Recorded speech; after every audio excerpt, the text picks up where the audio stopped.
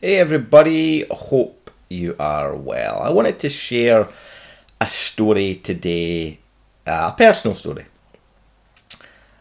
I I loved my granddad. My granddad was the most remarkable man that I've met. He was cantankerous, he was intelligent, he was funny, he was just the most complex man. He took great pleasure in winding my dad up, and frustrating the hell out of us all at one stage or other. But he was also a man that represents my biggest regret in life by a country mile. We all have regrets, and I've actually dubbed this year personally for me the year of no regrets. Like, I don't want to have any regrets, and a lot of that comes from this story. So my granddad had been suffering from a form of dementia. Now, it'd been going on for a while, and I think other members of the family, I'm going to use the word or the phrase come to terms with it. I wouldn't necessarily say they came to terms with it, but I think they accepted it before I did. You see, I was in denial. I tested my granddad a few times. I would ask him about stories that he told me, and he would tell me them, and they would be as I remembered them. So that would be my confirmation that everything was okay, and that all this talk of losing his mind, Alzheimer's, dementia, was all a load of bollocks. There was nothing wrong with my granddad. My granddad was just perfect in every single way. So there was no problem. And I have a manuscript of my granddad's, and I'm going to be doing something with that. It's going to be quite an exciting project for me. I'm going to share that manuscript for the first time. That manuscript's full of his stories, and it's stories that I cannot wait to share with you. But this story relates to the manuscript. So the manuscript had a real focus on his war years, on his time in the forces, and he talked about when Singapore fell in February 42. And he talked about how they came across quite a few Australians who were kind of making the retreat, and they were being advised. The Australians were advising the Brits to get the hell out because the Japs are coming. And so that was always a story I remembered. And I remember asking my granddad to tell me that story again. And he did, and it was going great. And then he got to this one piece in the story. And the piece in the story was about that moment, about meeting the retreating Australian troops. Only this time, they weren't Australian. This time they were American. They were American troops, and my heart sank. I was like, that was the moment. That was the moment. Or so I thought. And then I kind of went, do you know what? Actually, he just got a bit muddled up. Australian American, it sounds quite similar. It's just a slip of the tongue. It isn't indicative of dementia. And I managed to continue that lie, that facade, for a little bit longer, until one day I went up to see my granddad, and I went up with Matthew and Lewis, and they did what they always did. Went in the house. They went through to the summer room, as it was called, an extension on the back of my granddad's house.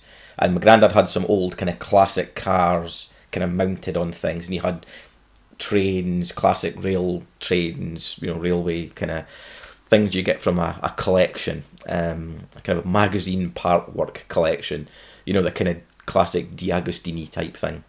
So Matthew and Lewis went out, and started playing with the cars again. So Matthew and Lewis would have been 4 or 5. Lewis would have been 4, Matthew would have been 5, there or thereabouts. And so they went out, and Grandad just kind of took a little look at them, and he smiled, and he went, and I smiled, and I just felt, he's really proud of them. He really likes having them in the house, and it was a nice moment. And then that moment was shattered as my granddad said to me, "So, who are those two?" And that was tough. That was tough. That was the day that I couldn't deny it anymore. That was the day that lying to myself just ended. Lying to myself just ended. I couldn't pretend anymore that my granddad didn't have a form of dementia. And it still hurts me today. I still feel it in here every time I talk about it. But it was that moment. That was the moment where I couldn't lie to myself anymore. I couldn't pretend. And that was the last time the kids saw Grandad. And it was one of the last times that I saw Grandad. Because, and this is where the regret comes in. The regret comes in because maybe a few months after being diagnosed, Grandad he just couldn't live on his own anymore, and he was put into a care home in Arbroath. And my regret, and I suppose still a little bit of a sense of shame, is that I never once visited him. I never once went to visit him. I talked about it. I said I would. I said to Jill that, I really need to get along there. I really need to get along. I need to see my granddad. But I didn't. But I didn't because he wasn't the granddad that I remembered. He was a shell. And I would hear the stories from my dad. My dad would tell me the stories, and I would feel guilty as hell about not going to see him. And that still affects me. I'm still a little bit tormented by that. But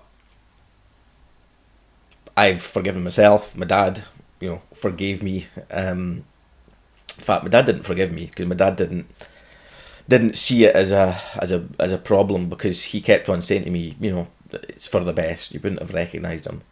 But the day that I got the call from my dad to say that Grandad had passed away, is probably the day that I changed. It really did change me, because I felt like the biggest shit in the whole world. I felt like I'd let everybody down, especially my granddad. Now I know that's not the case. I know, I'm not a man of faith. I know I'm not the kind of person that believes that my granddad's looking down on me right now. That's, I don't have that. But I'm proud of what my granddad was. I regret not going to see him. And yeah, it is what it is. It's the biggest source of regret I have in my entire life. That's that story. That story is one that is with me. It'll stay with me, and it demonstrates, I think, the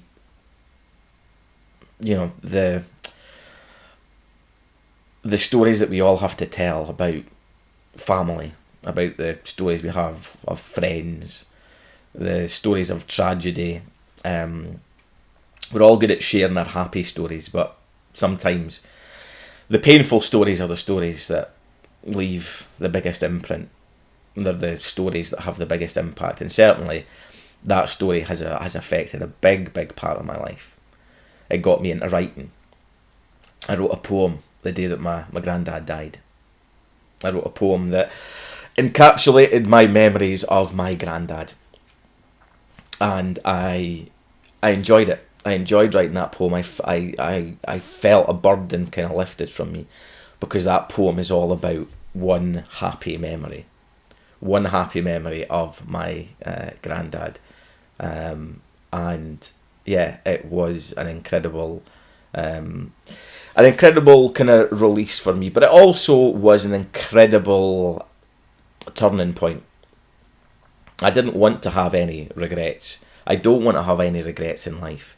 I wouldn't be a writer. I wouldn't be doing what I'm doing today if it wasn't for my granddad. That part of me, that creative side, was sparked by that moment. It was sparked by writing that one poem. And it's, as a poem, it's not a clever poem. It's a rhyming couplets. It's fairly simple, but it did make a huge difference to me. So, what's the point in telling you this? Well, the point is, I think we've all got stories to tell. We've got personal stories, we've got business stories, we've got stories of our lives. My granddad left a manuscript. It's not got all of his life in it, but it's got a large chunk that I never experienced. And we're really lucky to have that. So what I'd say to all of you watching this is, think about the stories that you've got to tell. Whether they're personal stories, whether they're stories about your business, whether they're stories about a charity you're involved with. Think about the stories that you've got to tell and do something with them. Record a video, write it down, share it, talk about it, live those stories. Let the stories live on beyond the people who unfortunately are no longer here. So that's it. It's difficult for me to talk about this, but I wanted to do it. And yeah, thanks for watching, and I'll be back again soon with another story that I'd like to share.